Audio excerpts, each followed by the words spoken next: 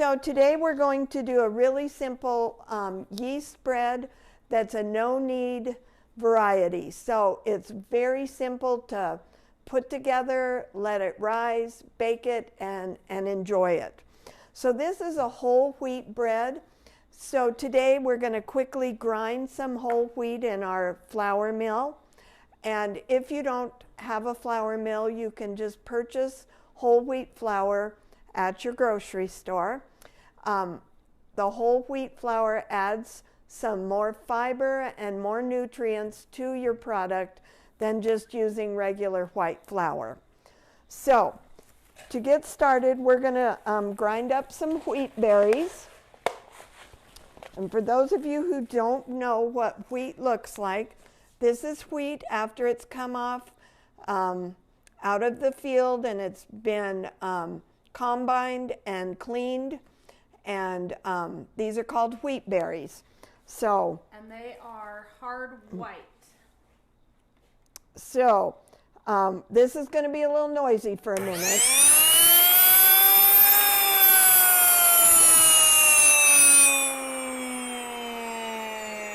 And we need to make sure that that's really together, good and solid, or we'll have flour everywhere. There we go.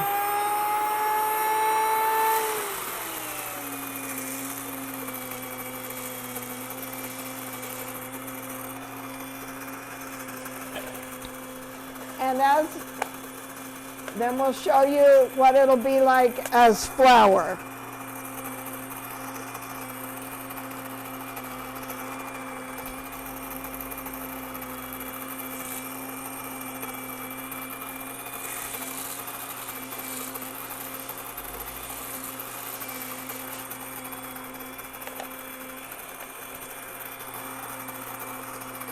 This has been really fun to have our own mill, and we do a lot of grinding of our own flour, but you can purchase the flour, like we said, at your grocery store, and it will give you the same results. If you are using whole wheat flour, you may want to store it in the refrigerator for a longer shelf life.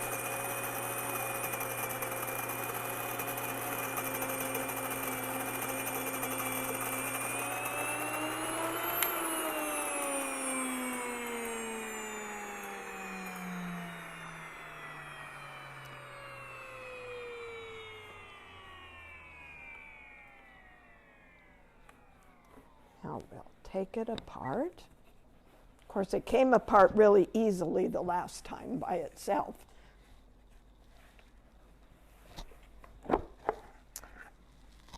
And there we have our whole wheat flour. It's kind of tan, and ours grinds kind of not really fine. So it's a more coarser grind. But what you get... Our mill, you can actually set, so we have pastry, bread, or coarse. So today we had it set on bread. Which will be a little finer than the coarse, and pastry would be very, very fine. So, okay, so that's our first step today. The second step is to grease our loaf pan, and today I'm using a metal loaf pan. You could use a glass one, metal one. I like the way that the metal one browns the bread a little better, but either will work just fine. And we're just using some vegetable spray. This is canola, but any sort of vegetable spray will work. So our first step is to combine our lukewarm milk, and the reason we need it at lukewarm, which is between 100 degrees and 110 degrees Fahrenheit. And if you don't have a thermometer, right now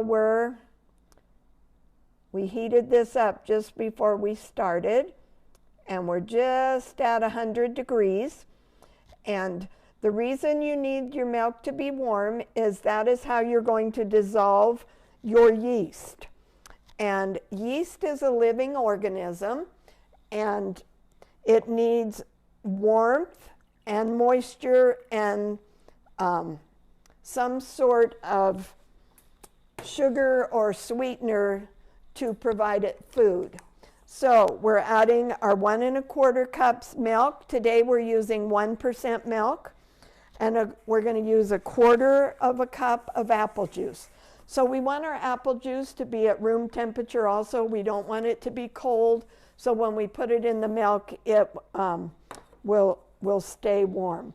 So again, when you're measuring liquids, be sure to use a liquid measuring cup where you can get down and actually eye level and make sure you've got the proper amount.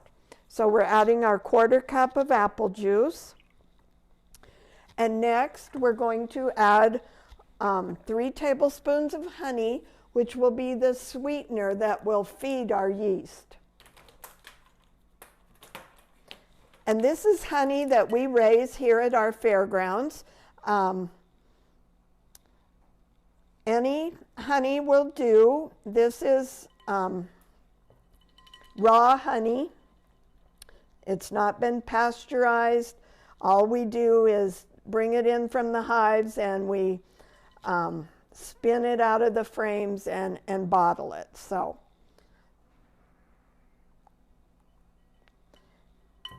and it was a little cold this morning, so I did heat it up just slightly, not enough to actually heat it, just enough to kind of make it a little thinner so it would pour.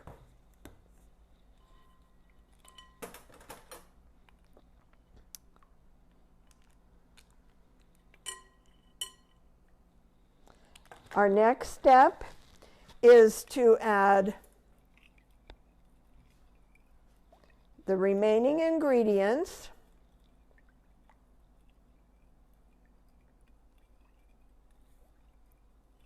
And we're going to add a teaspoon of salt. Salt controls how much the yeast will rise. It's kind of the control agent. So if you don't put salt in, sometimes your yeast goes crazy and just rises way too much. And once it rises too much, then it will collapse and not rise pretty and be a nice loaf.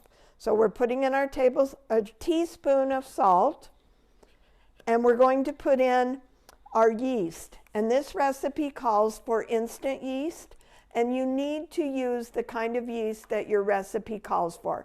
Some recipes call for traditional yeast that require a much longer rising time. This one calls for instant yeast. And we buy yeast here at the fairgrounds in the bulk because we use quite a bit of it. So if you buy it by the packet in the strips of 3 packets together, 2 1/4 teaspoons equals 1 of those little packets. So, and now I just have 1/8 of a teaspoon and 1/8 of a teaspoon. Okay, we're next ready to add our 2 cups of whole wheat flour.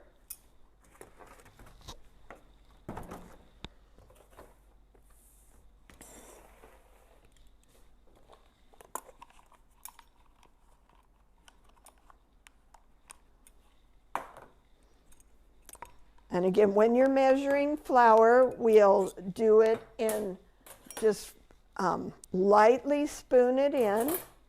You don't want to pack it down because as it goes through the flour mill, it's adding some air.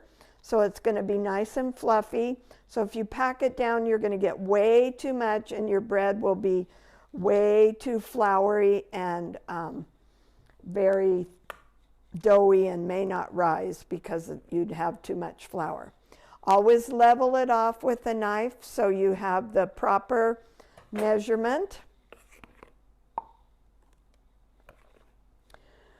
And this recipe also calls for a little bit of all-purpose white flour.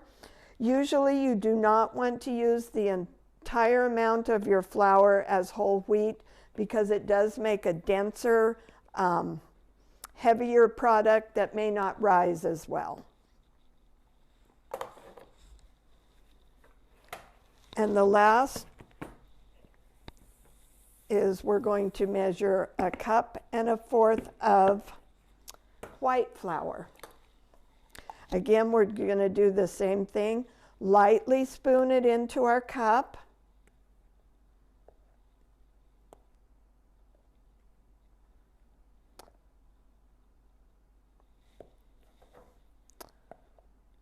This recipe is also, this will make 1 pan of bread, and you can freeze this or eat it immediately. Normally, I just like to eat homemade bread pretty darn quick. So, but it does freeze well, and you could have some in the freezer for extras. Okay, now we're just going to stir all of this together.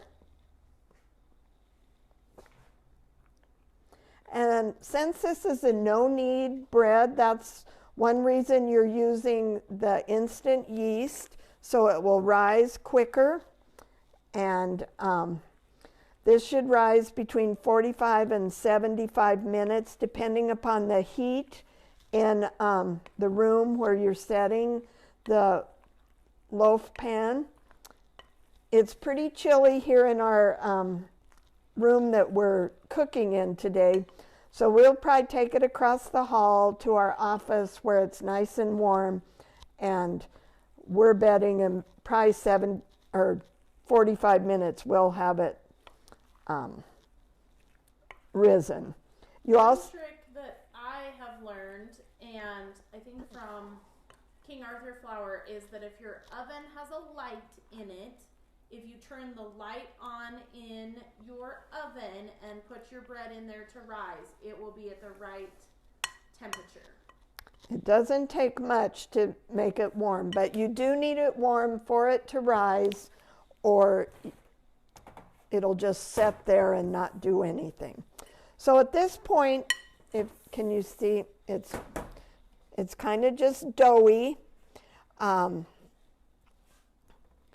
And ready to put into our pan.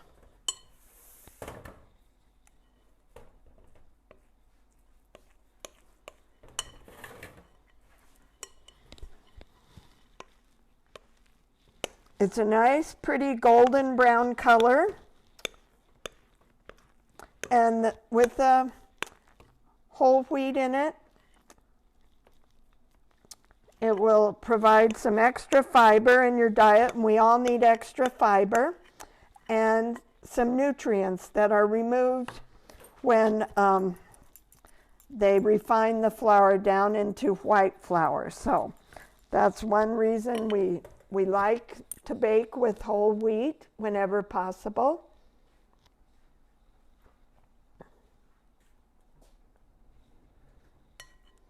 And as you can see, this is a recipe that is super easy. If you've never made homemade bread before, this is one that you can easily do without any previous bread baking experience.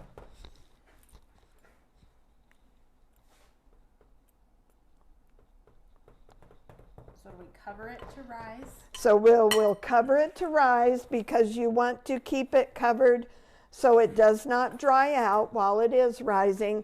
And usually if you'll use just a dish towel, that will let it rise and still provided enough flexibility that if it rises up high, it will still have room to expand a little. So with that, we will stop filming for a minute, and as soon as it rises to the appropriate level, we'll get back on and we'll get it put in the oven, and then we'll come back again when it's done baking and show you the finished product. So with that, we'll be back in a few minutes. Okay, we are back. Our bread has risen to double in size. As you can see, this is going to be a very rustic loaf, pebbly on the top, not really smooth like you think of a kneaded bread being. So at this point, we are going to put it in a 350-degree oven for 30 minutes.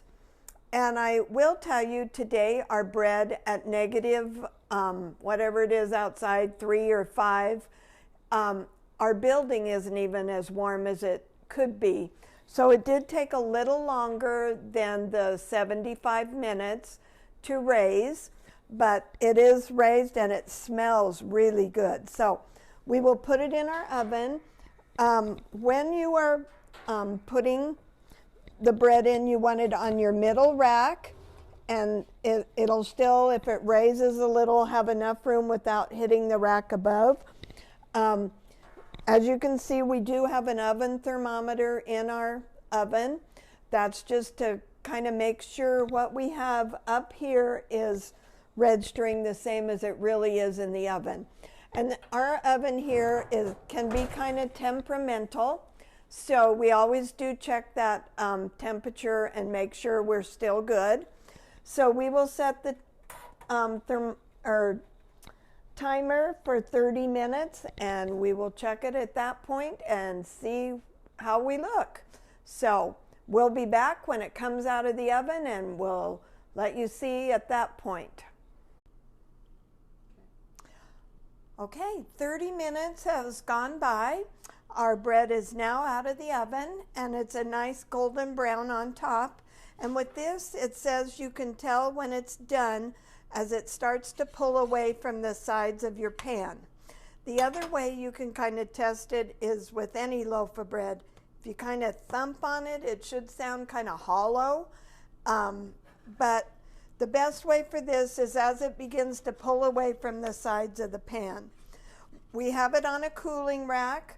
And I'm going to now tip it out of the pan and let it cool a good 30 minutes before slicing.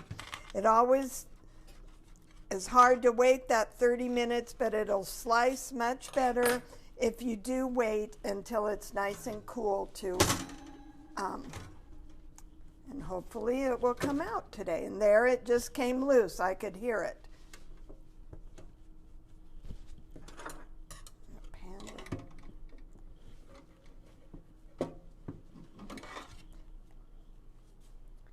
And being a no-knead bread, it will not look as pretty as a kneaded bread. You'll have more of the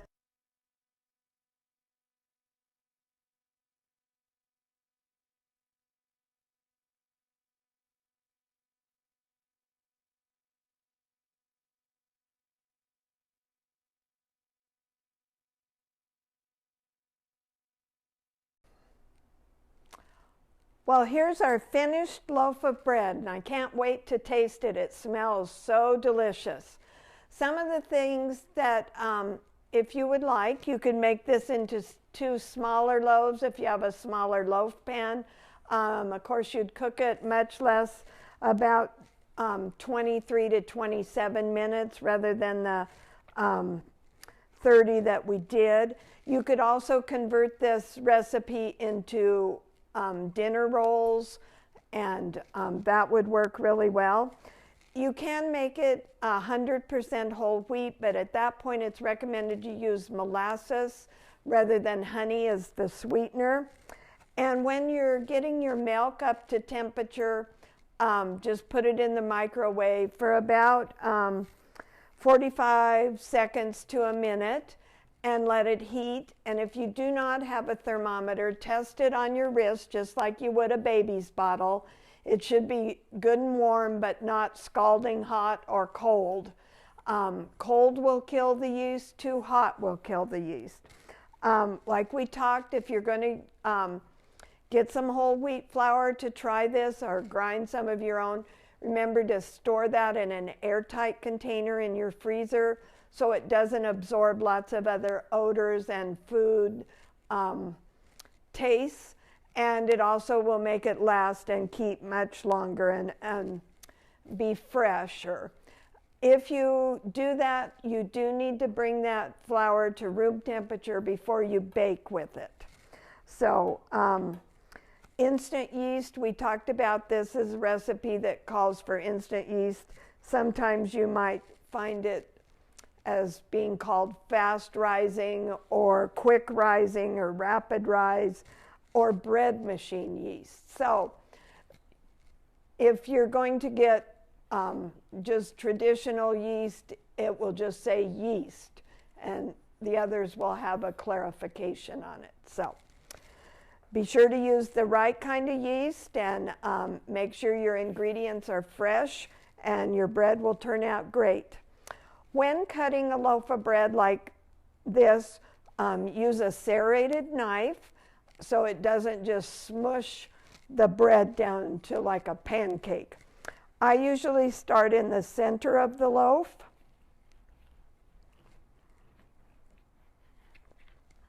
And as you can see, this is going to be a coarser textured bread, but that's the way it's going to look, because you did no kneading to even out the cell structure, and so, and then just cut